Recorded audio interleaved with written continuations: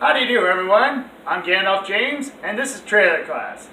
Today, we're celebrating Oktoberfest with beer brats. Alright, first thing with beer brats is you're going to need some good quality beer right over here, and a pan to cook them in. So what we're going to do is we're going to warm up our pan right here, let it click, click, click. Boom, we got a nice flame. And then you're going to crack open your beer, and pour about half of it in.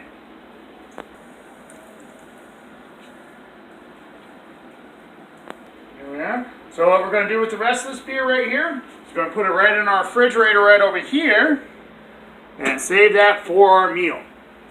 In the midterm, we're going to wait for our beer over here to get into a slow, nice simmer. It will start off as a boil, then we'll take it down to a nice medium, over medium heat as it's already starting right up. So we take our pan. I don't have a lid for our pan over here, so what we're using is a pizza lid just to put right on over it. Boom. Put the pan over it. This will help warm it up. Alright, it looks like we're ready to go. Put on an oven mitt before you take off your lid, especially if we're doing it like this because it's not entirely safe. And look at that nice little bubble going on there. It's even got some goo from the bottom of my pan. Let's stir that up. And then we grab our brats right over here. What we got here are just cheesy brats.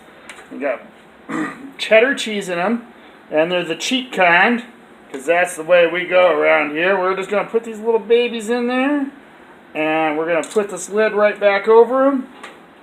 And at the same time, we're going to reduce, once we put the lid on, we're going to reduce our heat to about a medium right there. So it'll still boil, but it'll be in a simmer. And while this simmers, we're going to turn them over occasionally, every now and again, to make sure that they're caramelized on at least two sides, kind of all the way around. Because as they cook, they're going to kind of fold and bend a little bit. Alright, we're going to take this up. Take our, look at that. They're already having some cheese burst out of them. So we're going to just rotate them over a little bit.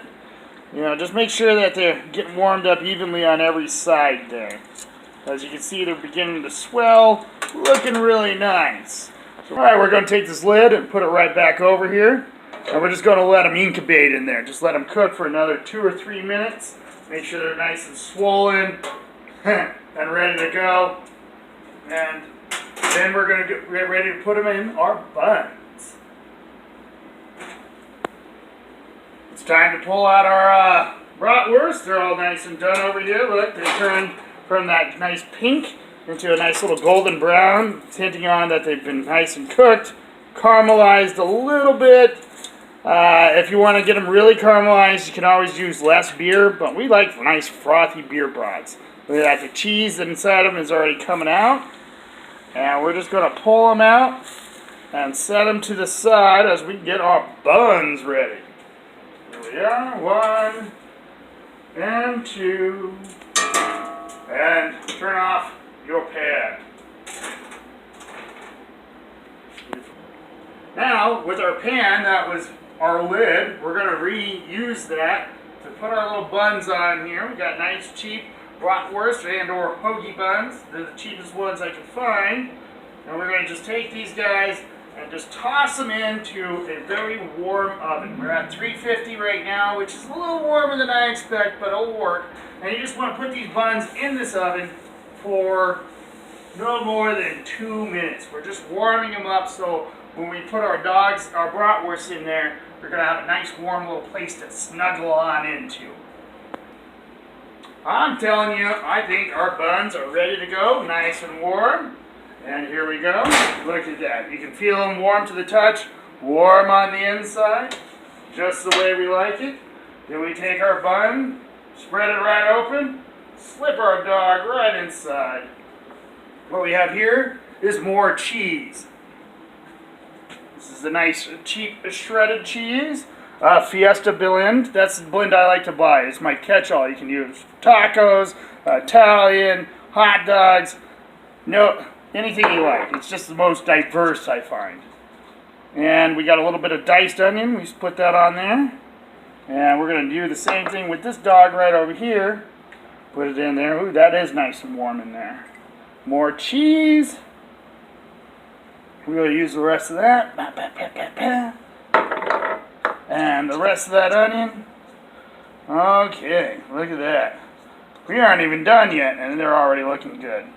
Alright, we're ready to go. We're going to take these guys, put them right back into the old dirty oven here, set it in, and another 2 or 3 minutes once that cheese is melted, we're going to take those dogs out and get our condiments ready to go here and serve them up. Well, I bet you our dogs are done, and yes they are. Look at that. The cheese is all melted, onions are nice and warm, everything's ready to go. So we're ready to put on our condiments. So I took our little plate here, turned it into a condiment station. Woo! That's a hot dog. Woo! And that's also a hot dog. Alright, what we got over here is cheap condiments. But first we're running low on ketchup. So what we did with the ketchup is we stuck it upside down. But one of the tricks with that is tap it to the side before you open it. If it's been hanging upside down like that, you're going to make it explode and get a big old mess. We don't want that. So there we are. And we get to squirt out some ketchup there. Slap, slap, slap. Some on this one. Then I like Dijon mustard on my bratwurst and hot dogs rather than that cheap yellow stuff because it just looks better. It has a better flavor for me. As a kid, I didn't like it, but it's kind of one of those tastes that you have to learn to love. And over time, as your taste buds go away, anything to taste. And then we just give it a nice little couple squirts on one, squirt it on the other, and we added our mustard right there. Next, cheap relish. I'm using a nice sweet relish here. This is typically what they use on hot dogs, bratwurst. Some other guys like kind of the dill relish. But it's all up to your flavor and up to your budget and what the store, box or dollar, has to offer you. And you just dump that stuff right over on here. And here we go. Look at that. Those are some good looking brats, right? Alright, next we take our brats, put them on the serving plate. Right one right here for you. And when you're doing this, you want to scrunch them all back up. All those condiments are going to act like a little adhesive there. And help stick them all together. Boom. And with the next, serve it with the pickle. And when you serve it with the pickle, always give your friend a tickle. And here's our brats. They smell delicious if you were in here. Alright. Let's not forget our half can of beer that we had. We got a chilled mug here, so we're just going to pour this right in here, nice and slow. Always keep your mug at a tilt when you're doing this, so it doesn't foam up too bad, but you want a little bit of head at the top. Not a lot, but just enough so it looks like one of those classic beer commercials.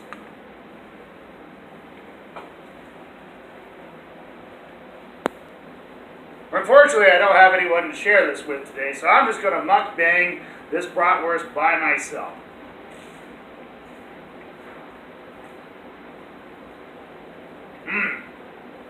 Is everything I expected, plus more.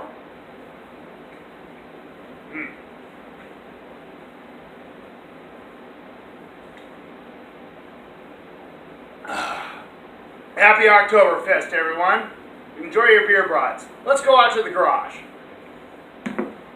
Well, it's the end of our show, so I guess it's time for our garage door reveal. Catch you all next time.